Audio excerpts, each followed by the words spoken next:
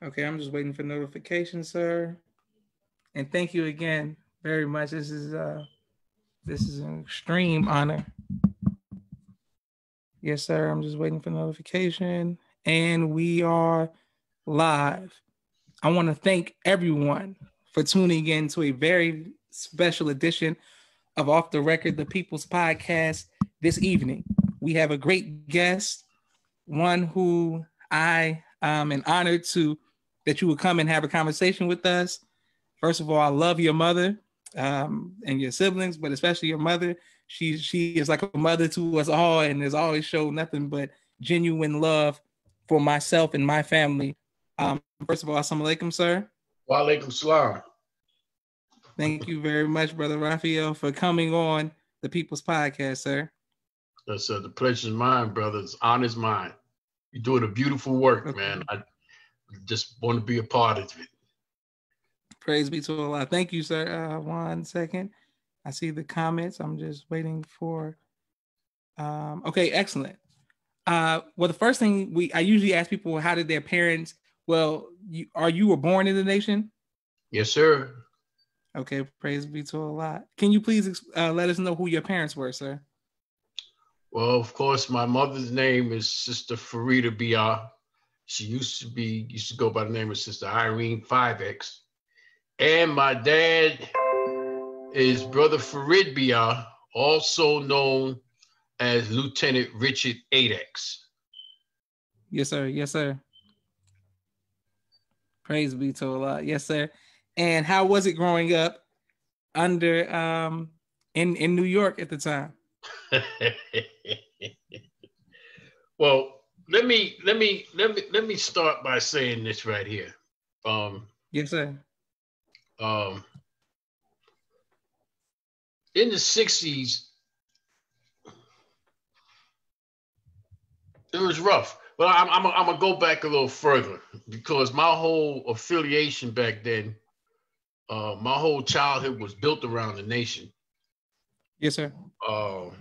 So, you know, I had to do some research, about my life because I really didn't understand how it was going. It didn't hit me full circle to maybe 10 years ago. But I spoke to a brother by the name of Brother Robert 4X, and he was telling me about how they established Islam in the Harlem community in 1948 when he joined the nation, and it was rough. They didn't have a temple. We thought the temple was. I know from my history, I know there was one on 135th Street, and then it went down to 116th Street and Lenox Avenue. But he informed me that they started on 115th Street and 8th Avenue over the pool room. He joined in 1948. This was before Malcolm and before Minister James 7X, who was Najee and all of them, And he told me back then, brother, you better not had said nothing about the Honorable Elijah Muhammad or nothing negative about the Nation of Islam, because they was labeled as a cult, even though they was still practicing Islam back in them days. The only difference was they wore a suit and a bow tie. So they was labeled as a cult, so they had to defend themselves or they would get ran over. So they got physical, back in them times, you didn't want to be called black, and none of that type of stuff. So they more or less got physical. For me, growing up in the nation, my dad, Brother Lieutenant Richard, Pops, boy, he was before he came into the nation, he was a Marine. They can see you. I know. They was for a minute. Hold on a minute.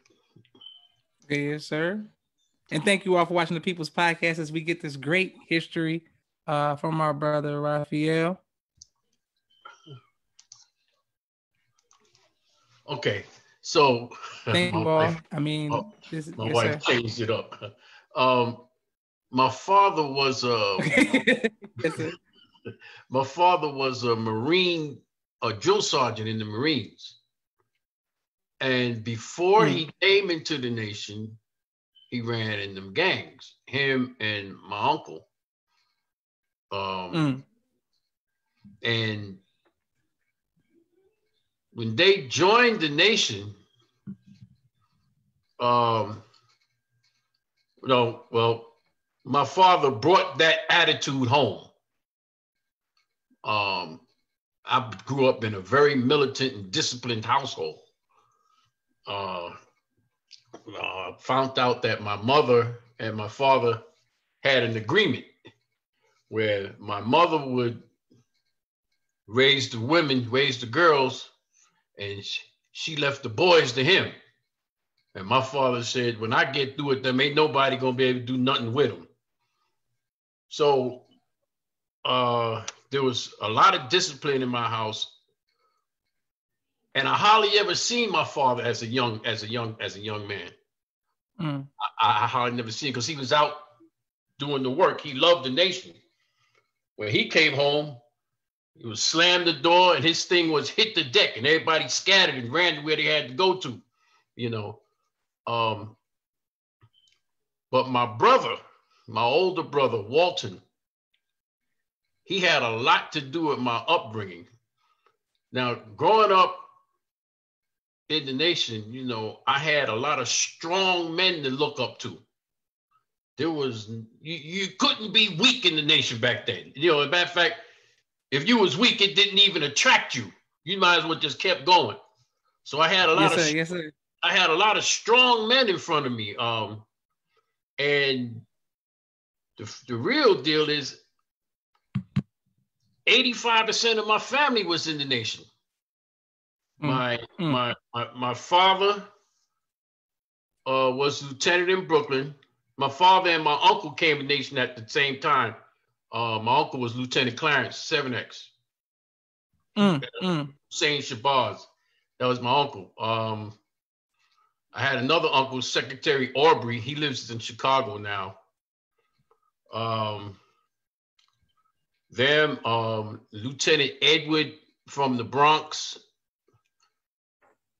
My aunt, her name is Sister Jamila right now. She was Lieutenant Josephine out in Brooklyn. Mm, Um, mm.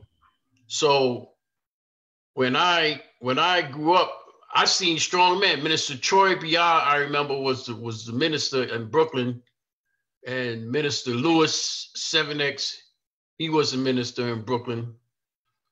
I grew up looking at Malcolm. I remember Malcolm as a child. We used to have this little balcony they used to send us on, and before in the old mosque on 116th Street. So my image of men was strong men, and Yes, sir. I emulated them. I learned from them. I was amazed. There was no fear. Allahu Akbar. I remember going to school. Um, well, in the summertime, we had a thing called the youth program. Okay. And in the youth program, we got regular education, and we learned Arabic. We learned how to make salat. Okay, okay. We learned all of that stuff. So I don't know where people get all this stuff from, that it came when the messenger died. We knew all of this. Mm. The children, okay, we learned all of this. So growing up it was fun because we had a family. Um, Yusuf Shah, his children are my brothers. Mr. Farrakhan's children, those my brothers and sisters. It was a group of us, that formed a bond. You know, it was a fearless time, but we had fun. We enjoyed each other. It was a family environment. you know, which was we get together today. It's like we never left each other, you know. Praise be to the Lord. Yes, Well, sir. Brother Raphael, when you say you did something for fun, what did you do for fun during that time? Because it seems as if on the pictures and the videos, it's always so strict and serious during the time of, prior to 75. So what did you all do for fun?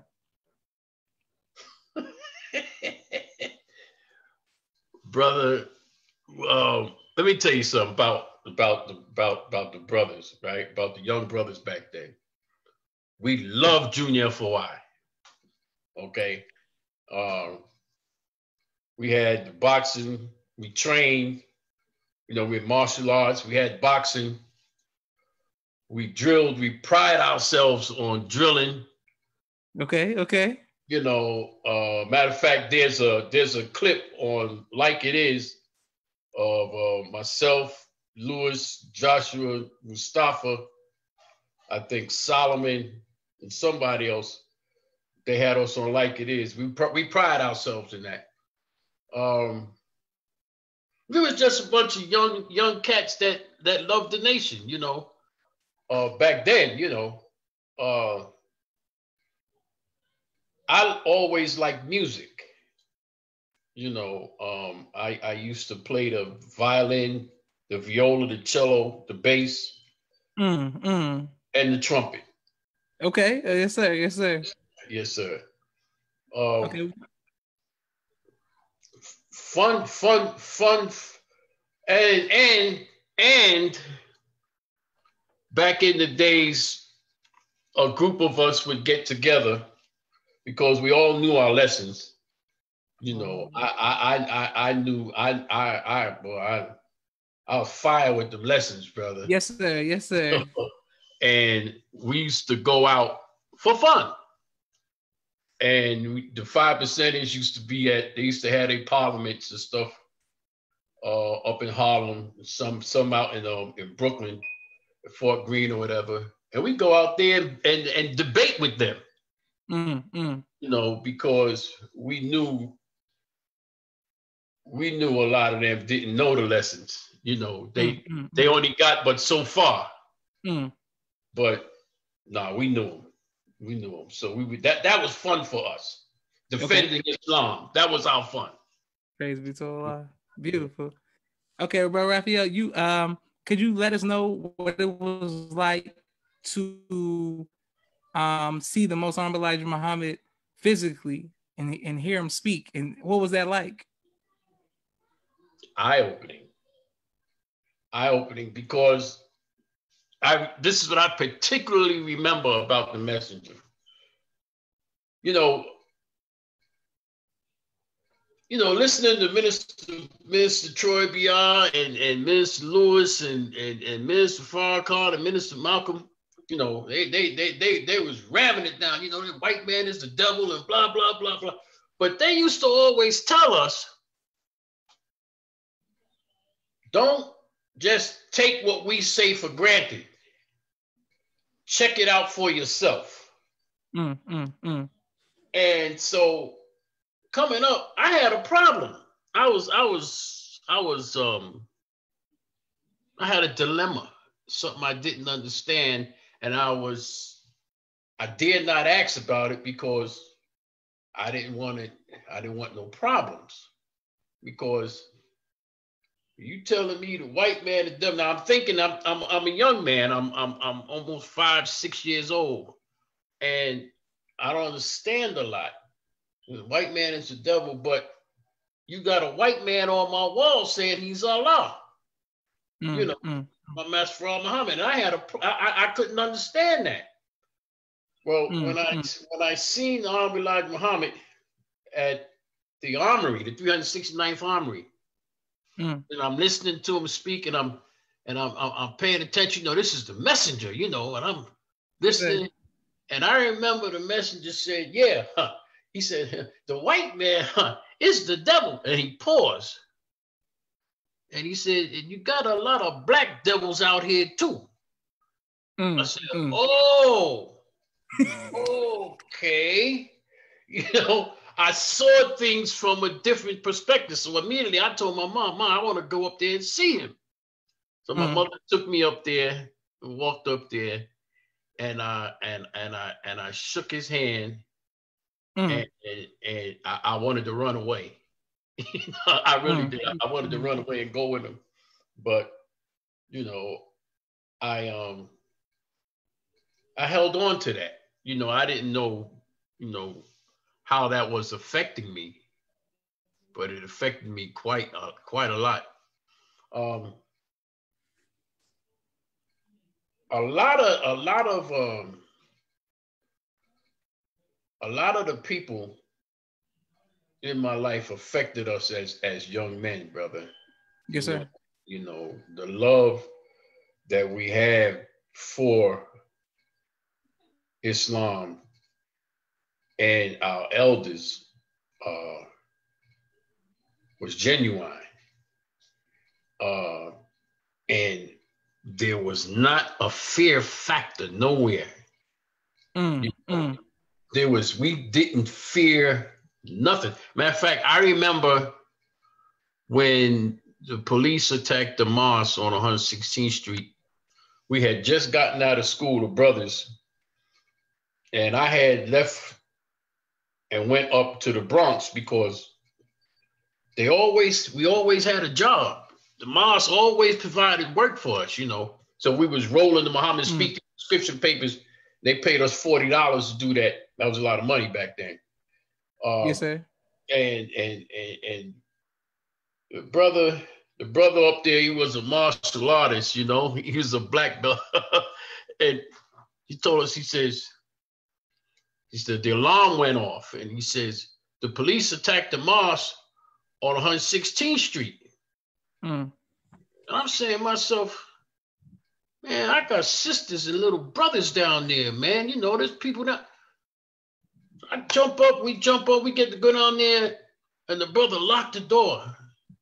He says, don't nobody go nowhere. We got to stay up here, the order to stay up here. Now, I'm a soldier. I'm following orders, but I could see the fear in that brother's face,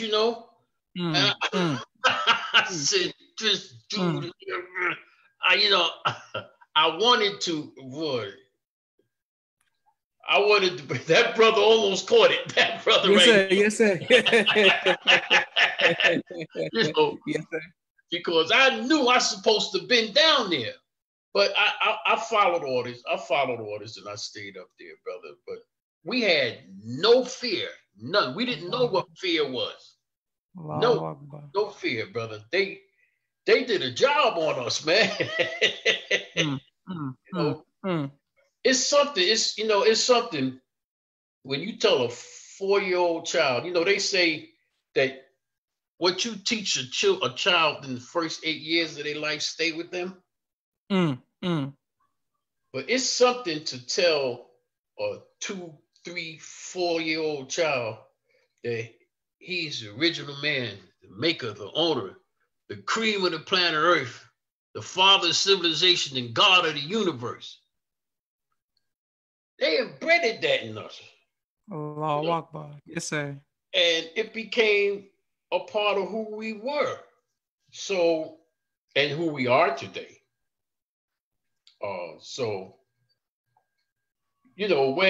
When you hear that type of stuff as a young child and internalize it, then everything became easy. It really was no problem, because I can master this. And that's the mentality that we had. It was a gift. Whereas we could see I'll put it like this. Let me use a different term. We could see game when it came.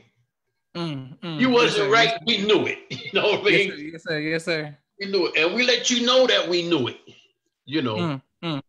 in our way, so it's quite interesting. It's quite interesting life, brother. Beautiful, and praise be so. And thank you all for watching the People's Podcast. And thank you very much, Brother Ralpheal, for your great testimony and your transparency. I have a lot of questions for you, but I want to follow up with the one of you meeting the Most Honorable Elijah Muhammad. What did he wear, and how was his security? And how did he carry himself when you saw him? The messenger was very humble, man. From what I saw, Yes, he was sir. Yes, very sir. humble. And when he finished his talk, he walked off that rostrum and he came down and he shook everybody's hand. Now, of course, there's around 30 brothers around him, you know. you know, Yes, sir. them brothers back then, brother. No, you didn't want nothing. You didn't want to breathe on. Like I said, them brothers back then, brother, they would kill a rock. Yes, sir. Yes, sir. This was before Master Moses Powell. We had Brother James Earl. We had a brother in Brooklyn named Brother Gene. We had Brother Charles AX, who eventually moved to Chicago. These brothers was Aikido. Yes, sir. Yes, sir. And them brothers, brother, we had brother Aldean, Brother Lewis 17X, my uncle Lieutenant Clarence 7X. Yes, sir. Them brothers wasn't nothing to play with, man. Yes, sir. Yes, sir. Because the things that they was doing on the streets before they came into the nation, they put them skills to work. These guys was warlords of gangs, and my Yes, sir. father, Yes, sir. what I'm saying? My father was a warlord in the gang. So so they were natural leaders of men. Yes, sir. So and they believe, the lessons say a society of men or groups of men for one common cause. Yes, sir. Yes, sir. That's what I'm saying. So whatever that applied to, when that applied to the security for the messenger, brother, that's what that meant. Hello. Yes, sir. If it meant going out on one of them night runs that they used to go on. Yes, sir. Yes, sir. Yes, sir. That's what it meant, but the security was tight, man. The security was tight. The messenger was humble, man. I shook his hand. I remember he had these little soft hands. He was humble and smiled at me, and I was really like blown away, I wanted to get to him again, but I couldn't. Well, that's amazing. The fact that you got to touch his, shake his hand, that's an amazing testimony. On a previous interview, how me and you connected right now, Brother Joshua Farrakhan, the son of the Most Honorable Farrakhan, spoke of your fighting skills at Muhammad University and how people were afraid to fight you. What was it? What type of martial arts were you doing? Was it just street fighting? Was it karate? Was it boxing? What was it that allowed you to be such a good fighter at Muhammad University? My brother, Walton. His name was Walton X. He's affectionately known now as Raheem. When I was, as far back I can remember, I think I was about 2 years old. I still got the pictures. My mother has them. My brother would put me in keeper dodge. Yes, sir. Yes, sir. And have me throwing punches. Hoods, keep going, don't stop. Yeah. And they told me I used to cry a lot because I didn't want to do that. Well, leave me alone, man. But he had me throwing punches. Then I would go to, we go to the mosque. We would see all the martial arts exhibitions, and as a child, I would watch Brother Gene throw the chambers. I'd watch him break bricks, and I would ask them, "How do you throw a punch?" And they would teach me, how to throw. I'm talking about 2, 3, 4 years old.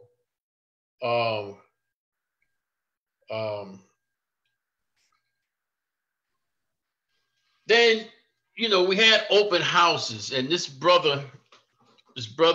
family moved to New York.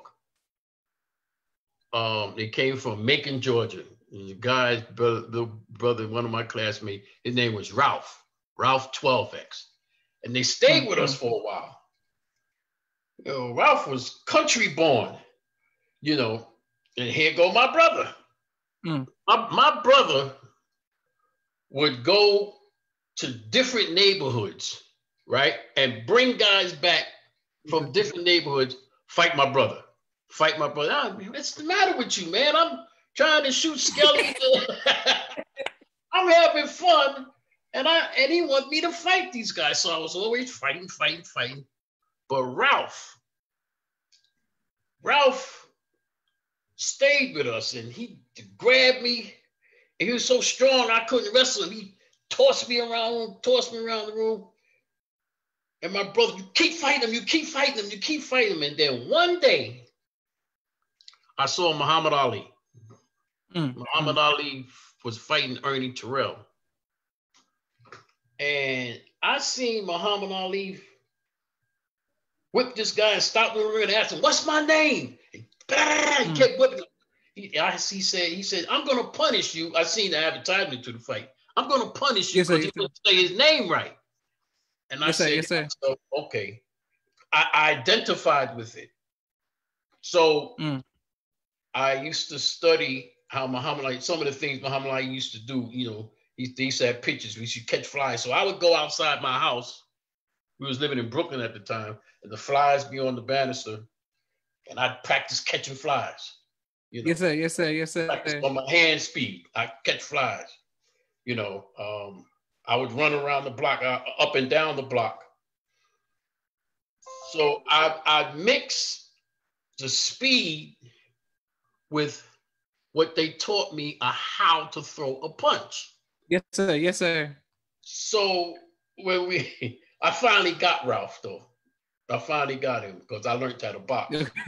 Yeah, I learned how to box. I tightened him right up. You know what I'm saying? So when we used to go to Junior FY, and box. Mind you, there was a competition between mosques. So you had Temple number 7A, which was in Harlem. You had 7B, which was in Queens. It wasn't that large of a mosque. And you had 7C, which was Brooklyn, which my uncle, his name was Arthur 14X. At the time, his name is Imam Bashir now. He was the minister, and my father was a lieutenant. And then you had 7D in the Bronx. So it was a competition thing all the time. Yes, sir. Brooklyn was bigger than Harlem. As a matter of fact, Brooklyn had more believers than the Harlem Mosque. Brooklyn, as Minister Akbar stated in his book, carried number 7. And the difference between growing up in Brooklyn and growing up in Harlem guys talked a lot. Brooklyn, you had to bring it. Them guys would take you and put you in them little square boxes in the street and surround the blocks. If you had a problem with somebody and you put both of y'all get in that little square and you can't move, and you had to go for it. So if you didn't know how to move your head, you got hit. If you didn't have those skills, you got hit. So between my brother doing that to me all the time and watching all this go on in the mosque, and me afraid to come home with a black eye or something, because not only did I have to face my brother, I had to face my father. Yes, sir. And I didn't. Them brothers used to always say back then, I was a child, I ended up hating it growing up. That's Lil 8. That's Lil 8X right there. So I couldn't say my father's name. You Yes, know, sir. Yes, sir. Oh, I understand. Yes, sir. I know you Yes, sir. understand. That's I some pressure, understand. you know. Yes, So, sir. but the thing was, mind you, I love these guys. I love the junior fruit. I love them like they was my family. And I wasn't trying to be a bully. I was just trying to teach them how to defend themselves. Mm. You know, because if I can do this to you, what would somebody on the street do to you? Yes, You sir. know, Yes, sir. they wasn't going to take it. You know, they wasn't going to take it. But it was it wasn't.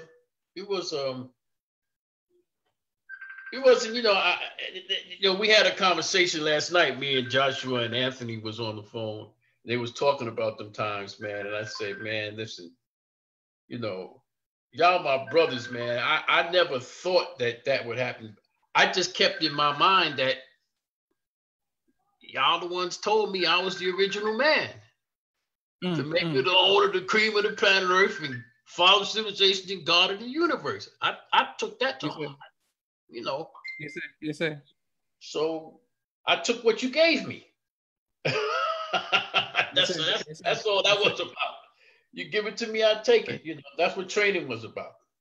Yes, sir. Praise the Lord. Beautiful. And thank you all for watching the People's Podcast. And thank you very much, Brother Ralpheal, for your great testimony and your great transparency. My Yes, sir. next question for you: what was it like with your interaction with Malcolm X? Now, I didn't have um uh, um the interaction with Malcolm that I have with the minister, Yes, sir. but I watched Malcolm. I seen Malcolm one day uh, when he was teaching in the mosque.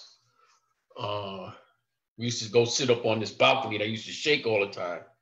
And Malcolm didn't like the way this guy was looking at him, right? Mm. And Malcolm told the dude, in the middle of his speech, he says, "What you looking at me like that for?" And the dude and the guy says, "Well, salam alaikum, brother." And Malcolm said, "Well, don't salam alaikum me." He said, "Why yesterday, excuse me, excuse me." Yes, sir. He said, he said, "Why yesterday you was a pimp. Yesterday you was a hustler. Yesterday you was a number runner and a womanizer." He said, "And now because you want me to, because you got that suit and tie on, you want me to think everything's all right with you." He said, "Well, underneath that suit and tie ain't nothing but a nigger. And I'll jump off this rostrum and stick my foot in your behind." And I was a kid, I said, "Okay, all right." But see, these are the type of things that influenced me. The brothers stood up on post, and Malcolm acted like he was going to jump around, but he didn't, you know. So I was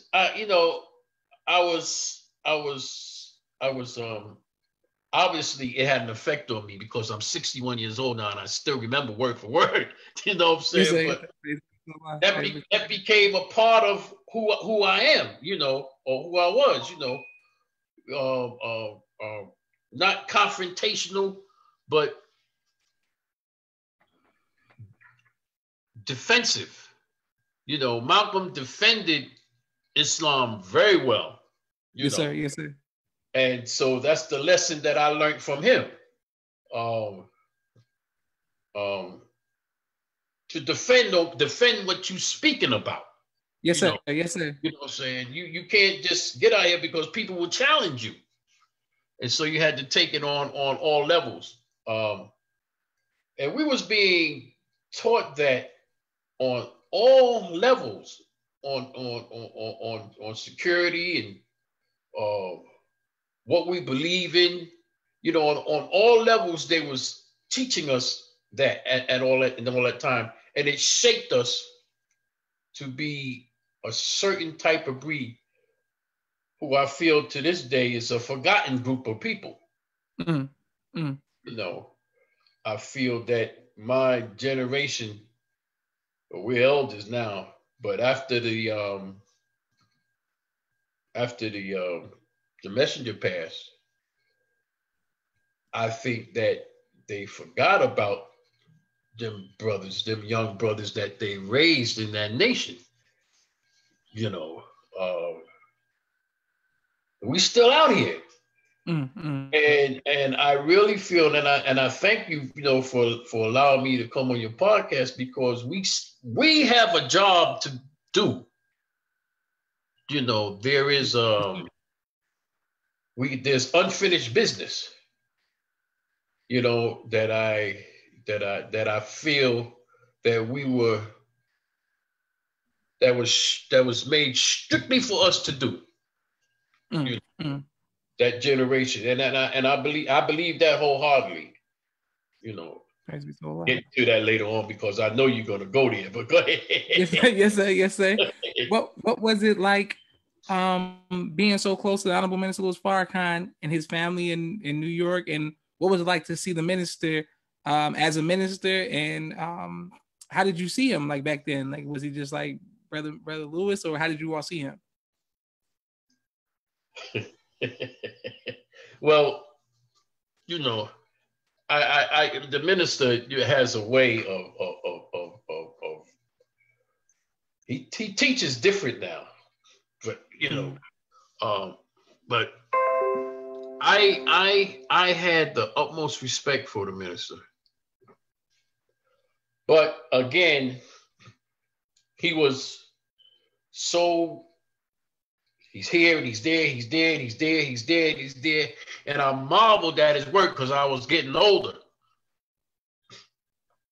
Like I said, I was brought up in a military household. But I studied my lessons. I knew all my lessons. By the time I was like 12, I think, about 12 years old, I knew all of them. Yes, my brother used to sit down with me, and he used to tell me something through his studies, because he studied a lot, and he used to share things with me. And like I said, I listened to a lot of ministers, man. A lot of ministers. My father, every now and then, you're not supposed to be in the FOI class, but he would take me and I'd be in the hallway and I could hear what's going on in the FOI class, So I heard a lot. Yes, and when I seen the minister, I said, well, I want to be a minister. I wanted to be a minister. So, like I said, me, Louis, Joshua, Mustafa, he was a young guy. He was a little guy back then. While me and Louis was real close. Well, his family was real close because, hey, when they was too young to go to Chicago, a couple of times, Donna and Maria, they'd send them over my house while they went to Chicago, and they come back and they go home. And as I got older, I started going up to the minister's house. Now, we're family. It's like those are my brothers. And yes, those yes, my sisters. I'm gonna tell you a story. I don't think Joshua and them know this part. They was living in New Rochelle, and a lot of times we would go hang out in New Jersey or whatever at Marcus' house. And then we go up there to New Rochelle. And I was always an early bird. I always, for some reason, couldn't sleep. I'd get up 4 o'clock in the morning, 4:30 in the morning, and I'm up. This particular day, I was at their house, and I got up. It was about 4:30 in the morning, and I knew the minister was running around, Yes, sir. So I heard him downstairs. So I got up. I said, I'm going to go downstairs and tell him that I want to be a minister, because you didn't have a chance to do that at the mosque. He was always busy doing something. So I eased downstairs And it was 4:30 in the morning. The minister, you know, a lot of people don't know about him, man. He was always studying, using his Yes, sir. Yes, book, sir. you know. And I went there and sat at the table, and he looked up and looked at me. And, you know, like I said, I didn't fear nobody, but that look he gave me. Yes, sir. Yes, sir. You know, I'm in this man's house. I don't know what getting ready to do. I said, I didn't, wasn't no words mentioned. I just politely got up from the table and went upstairs. And crawled in my bed like a little puppy, you know. Yes, Um, sir. um, but I loved the minister, even though he was I love the sacrifice that he made and the effort that he made to and the skill that he went through to do his job. You know, I mean, I really did appreciate that. That was a lesson learned for me. Praise be to Allah. And Brother Ralphie, I want to make sure that I thank you and your family for you all sacrifice. I Yeah. can't stress that enough. And I'm very honored and humbled that we stand on your shoulders and the work of your father, your mother, but of course of you and your siblings, and now your children and grandchildren as well. What was it like for you?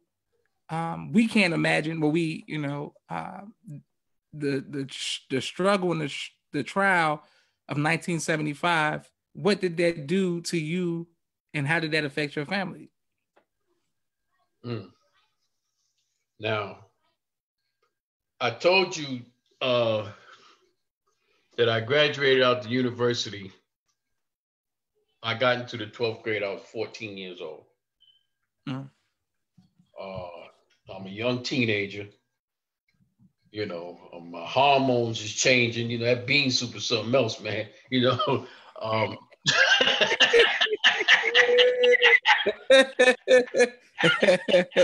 you know, Yes, sir. and I'm looking. You know, I'm looking at the streets, and I'm looking at the mosque. And you got to remember, I was born here, so 60%, 75% of the people that I seen in that mosque, I seen them raise their hand and accept their own. I seen them, you know, and I seen some come in, you know, I seen some guys come in, nice suits on and stuff, you know, seen sisters coming off the streets, and we didn't have much, you know, because our parents was trying to build the nation, you know. And I got 6 brothers and sisters behind me, you know. So, you know, I mean, but like I said, the nation always provided for us. Um, so we always had a job. You know, I was 14 years old. I kept $100 in my pocket. You know, we were self-sufficient. You know, we go buy our own clothes. You know, there was always some place for us to eat. We could eat in a salon restaurant, the steak and take. If you got a job in the break, you could work in there. It was always something there that they put there for us. The nation was growing and building. And I got about enough of my father screaming and barking. You know, I didn't want nobody barking on me no more. And I wasn't gonna let nobody else bark on me besides my father. And my father told me one day, he used to always say, "Well, if you don't like it, there's the door." I left. I went and got a studio apartment up on 121st Street. And I lived on my own. But the anger that I had in me from not being at that mosque when the police attacked the mosque, it was deep inside of me.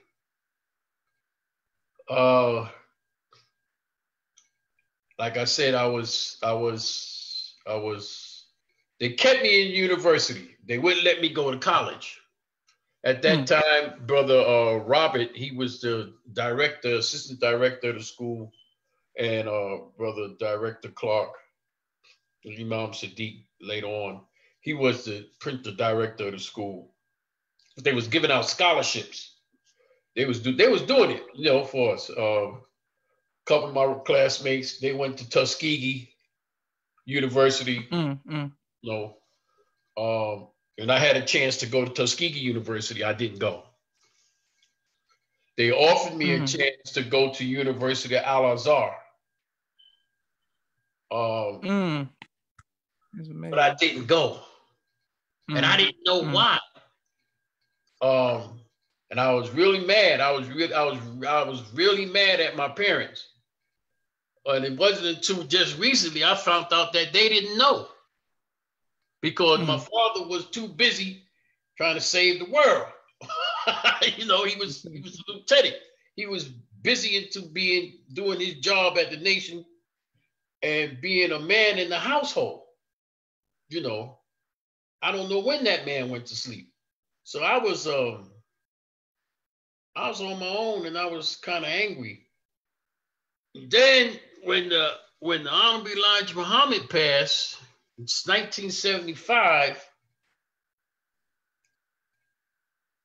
Before that, I remember that about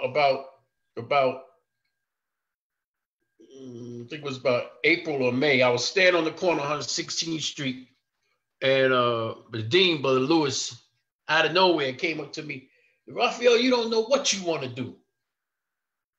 And I said to myself, yes, I do. I said, y'all can't teach me nothing in here no more. I said, I done learned everything y'all can teach me. I said, I'm going out in them streets to find out what's going on in them streets. And that's what I did. Because I couldn't communicate. I had a problem communicating with the brothers that came off the street and came into the mosque. They would talk to me in no kind of way, and a lot of them, I took them down in the basement and left them down there. I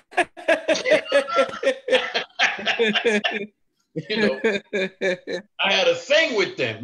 I had a thing with them brothers, man. Talk all that talk, but come on down here, let me talk to you for a minute,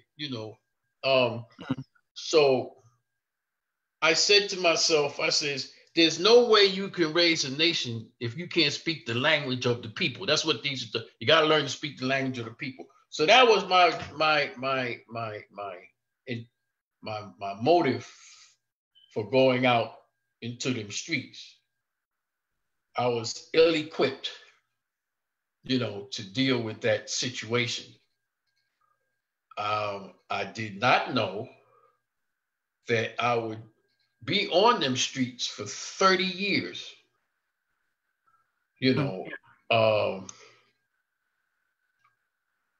Is a hurting. It really hurt. It really hurt because every now and then, I remember one time I had a situation over on 119th Street. That'd be around 10, 12 of them guys, man. I don't know what I did. They chased me. And I ran down 3 blocks to the mosque on 116th Street to my home. And the brother closed the door in my face. Don't bring that down here. And the guy says, the guys, they backed off, he told me, say, don't make no sense you running down there because they come out of there, we take care of them too. I never imagined in my mind that this could happen to the nation that I knew, because Yusuf Shah treated us different. Yusuf Shah told us, he says, we say, free the captured believer. He says, and brother, he says, if you mess with one of ours, we go handle that. And if he's wrong, we'll deal with him later. You know, so when I seen that, you know, it hurt me more. But see, as I got older, you know, and went through my changes, brother, I realized that I made that decision. You understand? Yes, sir. I can't blame it on nobody in the mosque. Back then I did, you know, but I can't blame that on nobody because I made the decision to walk out there and walk away from what I know to be right and step on the other line. So the amount of energy that I expended in learning in the nation, I expended the same amount of energy on the other side of the coin. And it's only by the grace of Allah that I'm here now. Praise be to Allah. Yes, sir. Yes, sir. Yes, sir. Okay, beautiful. And thank you all for watching People's Pet. And thank you again for your honesty, sir. What has been your greatest joy in life, sir?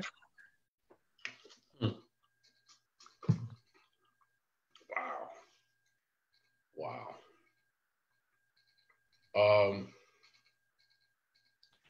So far, Allah has blessed me with sons, man. Okay, you know, yes, sir. Watching. That's not number one, but that's one of them. Number one is recognizing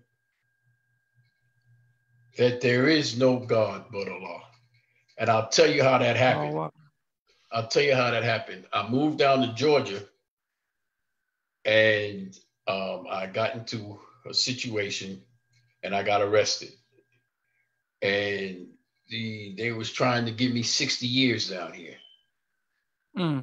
And the lawyer came to see me and told me, you know, what I was looking at. And after I was in there for 4 months. So I went back to my cell and I told the guy in my cell, I says, you know, he said, what's happening in New York? I says, well, I'll tell you what. I said, when they open this cell again, get out of here. He said, he told me, I said, you don't want to be in here with me. I said, you're going home in 3 weeks and I'm looking at 60 years. When they open the cell again, go down there and go in the other cell. Get out of here. And he did. So that after the night meal. Yes, so that night it was cold in the cell and I got on my knees. I says, okay. I said, okay, God. I says, I don't know whether to call you Allah, Jesus, Buddha, or all these other names. I said, because a man told me that was your name. And right now I don't trust no man. I says, I don't know whether to make salad or genuflex, none of that, because some man told me to do that. I don't trust no man. I said, if you exist, you need to show me right now. And brother, when I said that, I was on my knees and it felt like somebody put a warm blanket around me. And I felt the presence on my left, on my right, and behind me. And I said, okay, something's going on in here right now. I ain't talking about no mystery God, right? Yes, sir. Yes, sir. Yes, sir. Now I got out of that jail about 8 weeks later. I called my father. I said, they let me out of here. He said, and? I said, well, I don't know where y'all live. He said, don't come here. I said, huh? No, don't come here. I called my aunt. Don't come here. All my relatives down here that I was able to reach, don't come here. We ain't got nothing for you.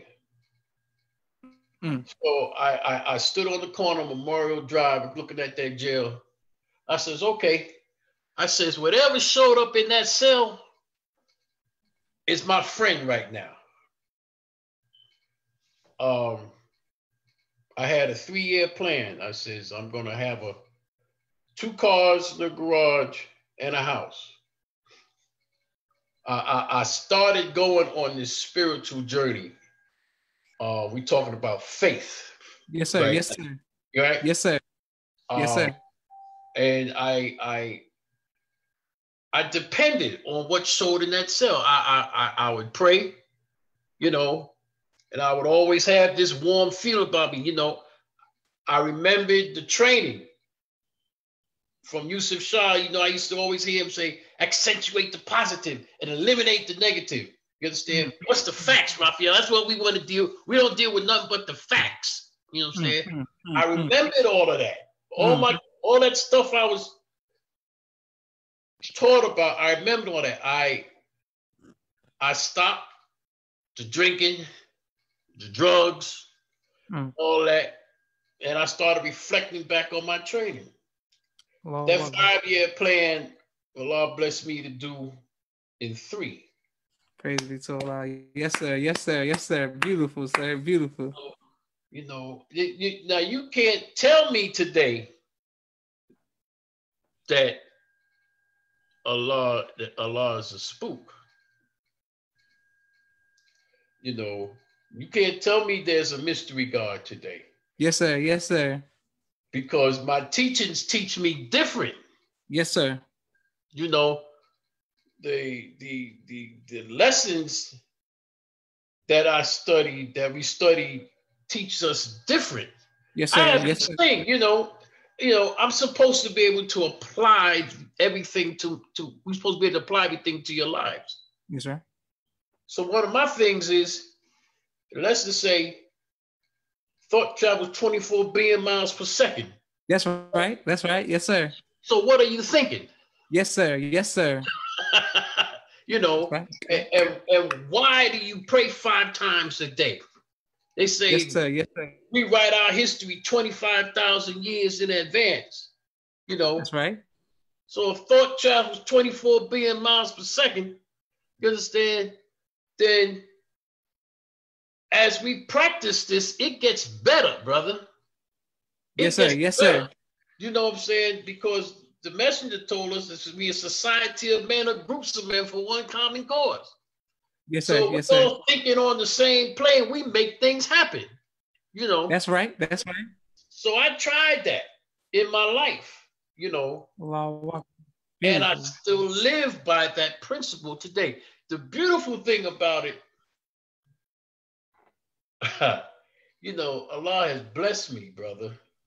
Yes, sir. Yes, sir. Allah has blessed me. He's put some balance in my life. Praise be to Allah. Not from a stranger. My wife, who I'm married to today, grew up in the nation just like I did. Hey, praise be to Allah. You know yes, sir. Yeah, yes, sir. Her father, my wife Zenobia, her father and his father, when the messenger used to come to New York, used to stay at their house. You know, her father owned the first Black-owned gas station in the city of New York. Excellent. Okay, yes, sir. Her father, Brother Curtis, was the one that sold all the believers' cars back then. And a lot of them still owe him money. I used to get mad at him. He used to say, yo, Brother Curtis. you know, these guys owe you some money, man. I'll go collect it, you know. Yes, sir. Yes, sir. He says, nah, leave him alone. Leave him alone, you know. Good man, you know, good brother, you know what I'm saying? But growing up after that, I missed it. I'm sorry. No, it's all good. We right with you. I was on 116th Street one day. This is in 1975. And like I said, I was bitter because I missed them. I wasn't there when the police ran up in the mosque. So I'm standing out there one day, and I see these two white dudes come out the mosque in these suits. And I said, damn, I'm going to get it now. You know what I'm saying? I was going to waste them two cats right there. And I started hitting. And again, Yusuf Shah, I don't know where he came from. Ralph, it's okay. It's okay. Leave him alone. I'm like, what? Leave him alone. They can come in here now. They can come in here now. I said, I was so frustrated, man. I said, no, I can't do this no more. I couldn't. I said, I can't do this no more. I couldn't get my thing off. You know what I mean? So that kind of pushed me more out there. Yusuf Shah, he's something else, man. That brother was something else, man. Yes, sir. What do you do for fun now, sir? I like to dance. Okay. I like to dance. Yes, sir. Me and my wife sit up inside here, and that's kind of aerobics, you know. We like to dance, and we'll go to a function, and anybody will tell you, I'll get on the floor with my wife, and we do a little hustle. That's me. I like to dance. Okay. Yes, sir. I would like. The guy told me one time. He made me think. He says, older gentleman I know down here. I used to always talk about the Quran to him, and we get into these things. He's a Mason, and we get into these little conversations about spiritual conversations about the Bible and the Quran and all that. One day I was complaining about my sons, you know, about me not being up there in New York and not being able to spend time with them. And he says, man, why don't you stop all that, man? He says, I don't want to hear that. Hey, man, what you talking about? He said, listen, when you going to realize that the same God that looks after you looks after them too? He told me, he said, why don't you stop trying to play God and get a life? So I besides dancing, because my wife, she's active in Girl Scouts and all these other things. She's so active, you know. I mean, I watched her. I watched some little girls that used to come over my house. See little girls down there, the lawyers and doctors and stuff now, you know. Beautiful, baby. She has a life. So I thought about what I like to do. And I would like to start training some of these young brothers, you know, with the boxing gloves. Yes, sir. Yeah, I would like to do that. That's something I'm working on right now. Okay, and Ralpheal, anything that I can do to assist you, my connections to the drill teams or any of the young brothers, I have a small bit of influence, and I would like to use that to support you, man, with the training, because I know how important martial arts and fighting was for me coming up, and I know how it's needed for the younger brothers to come up as well. So please, let me know what I can do to get some brothers over there to you. We'll do. Yes, and I have one more question for you, sir. Also, I'm cool with one of your nephews. His name is missing me now, but he's the Brother Ahmed's oldest son. Nasir. Yeah, Nasir. Me and Nasir, we're cool. And when he was back from school in the summertime, I would see him quite a bit. And Brother Khalid used to drill with us, and of course, I know Sister Amani, and so we're intertwined. And once again, I can't stress enough to your mother how much I love her, how much my family loves her, for her she was being nice to us, and her trying to teach me how to eat better with rolls and stuff like that. She was like, Josh, you gotta stop eating cookies all the time, and so I thank her. I thank her for that. What would you want your legacy to be, Brother Ralpheal? Oh, wow. Here it is in a nutshell, brother. Because I used to ask myself that question too, and I had problems with it. What is it that God want me to do and all that? The real deal is, brother, I'm doing it now. You know, that I want for my brother, what I want for myself. Yes, sir. Yes, sir. You know, um, um, and that's the whole thing in a nutshell. You know, I'm not the kind of guy that wants to be put up on no pedestal or none of that kind of stuff. You know, that's not me. You know, I'd rather be the brother. You know, it's a funny thing about a clock, an expensive watch.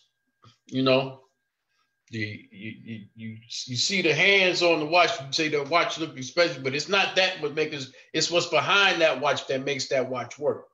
It's how that watch is built. That's work. I don't want to be the hands on the clock.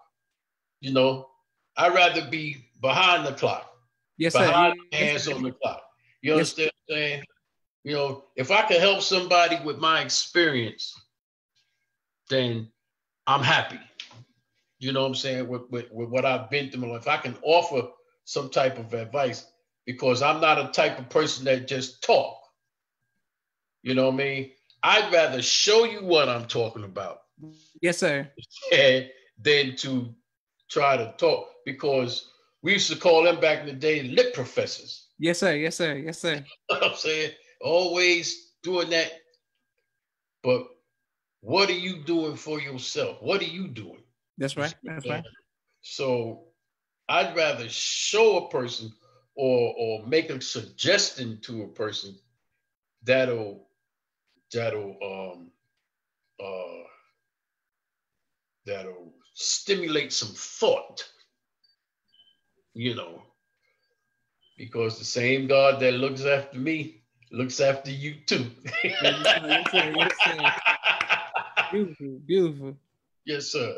And I thank you all for your comments and your likes, and thank you once again, our brother Ralpheal, for your support. Thank your family for their sacrifice, your wife, your children, your grandfathers, your grandchildren, and I'm just honored that you would take time out of your busy schedule to have a conversation with us on my podcast, and I look forward to doing work with you with the youth in the future, sir. Yes, sir. Yes, sir. Well, I'll be in touch, brother. Please. I'm right here. I'm one call away, and assalamu alaikum, sir. Wa alaikum assalam.